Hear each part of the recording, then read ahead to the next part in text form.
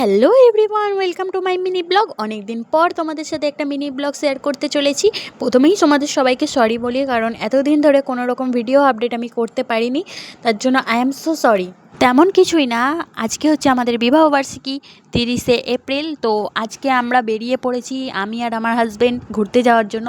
তেমন কোথাও যাচ্ছি না, মানে আমাদের এখান থেকেই, আমাদের বাড়ির কাছ থেকেই 24 কিলোমিটার দূরে একটা নদী আছে, যাকে রায়পুর বা বুড়ুল নামেও অনেকে চেনে।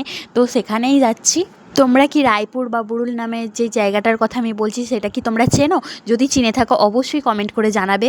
দেখো বন্ধুরা, তোমাদের সাথে গল্প করতে করতে আমরা পৌঁছে গেছি রায়পুর, কিন্তু আমরা রায়পুর থামবো না, আমরা যাব বুড়ুলে। তো চলো যাওয়া যাক। তো বন্ধুরা, কথা বলতে বলতে আমরা পৌঁছে গেছি বুড়ুল, আর এই হচ্ছে সেই নদী। চারিদিকে ঝাউ আর মাঝখানে নদী, খুব সুন্দর জায়গা, মনোরম একটা দৃশ্য। তো কাছের মধ্যে এটাই অনেকটা বেস্ট আমার মতে। তো তোমরা যারা যারা এই জায়গায় এসেছো অবশ্যই কমেন্ট করে জানাবে। আজকের মিনি ব্লগটা এতটুকুই।